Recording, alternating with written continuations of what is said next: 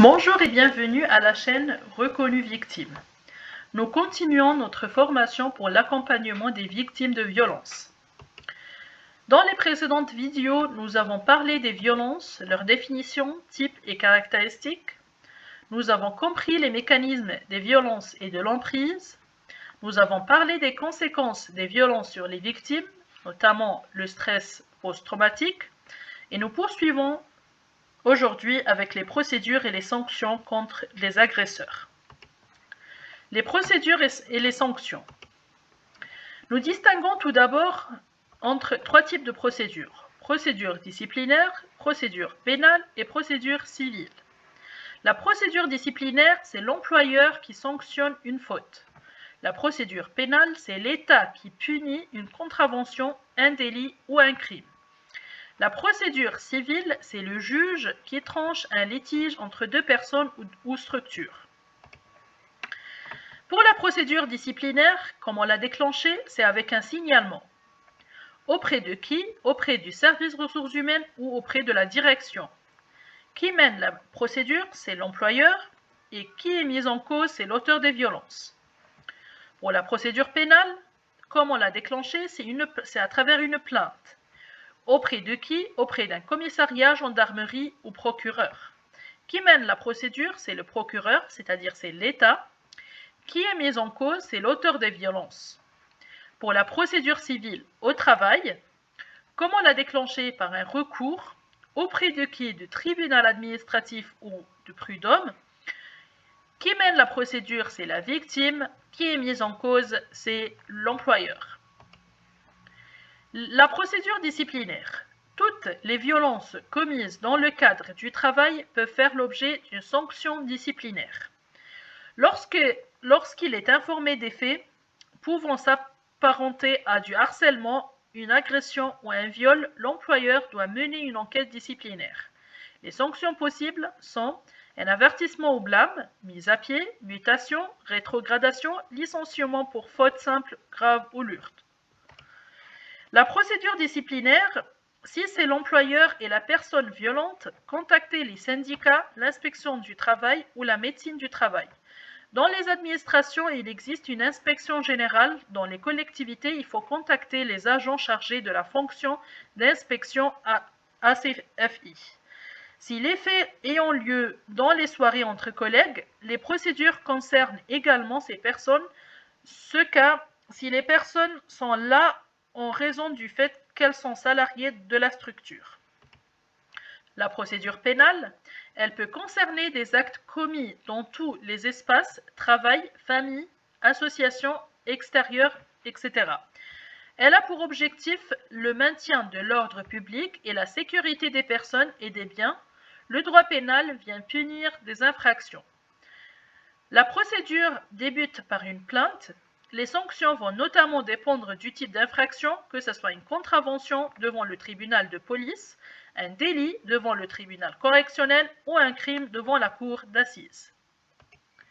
La procédure pénale, pour chaque infraction, la peine fixée par la loi s'agit d'une peine maximale. Elle peut être ferme ou prononcée avec sursis. Le sursis suspend l'exécution de la totalité ou d'une partie de la peine prononcée, prison ou amende. Le délai de prescription s'agit du temps au-delà duquel l'auteur d'une infraction ne peut plus être poursuivi. La procédure pénale, là nous parlons des contraventions. La procédure, outrage sexiste, et je vous laisse lire l'article ou le code pénal, l'article du code pénal, pardon. Pour l'outrage sexiste, la peine encourue, c'est 750 € à 1500 € d'amende, avec une prescription d'1 an. Injure non publique à caractère sexiste, 1500 € d'amende avec un délai de prescription maximum d'1 an. Achat d'actes sexuels, 1500 € d'amende avec une prescription d'1 an. Les délits, injure publique sexiste, 1 an de prison pour la peine encourue et la prescription c'est 6 ans.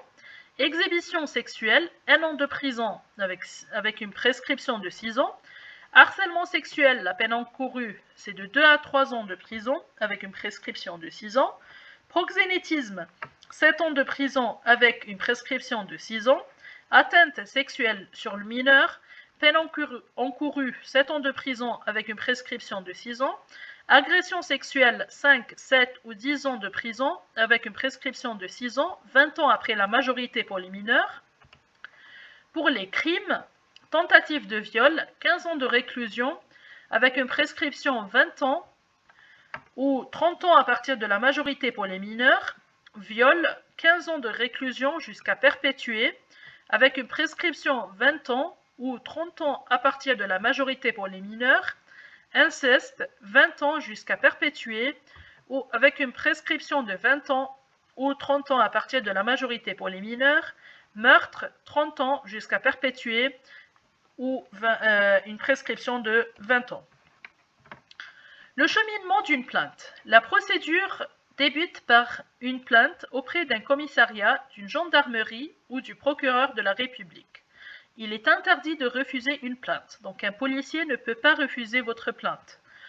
Au moment de la plainte, réquisition aux unités médico-judiciaires, UMJ, psychologiques, psychiatriques ou physiques, ou aux urgences.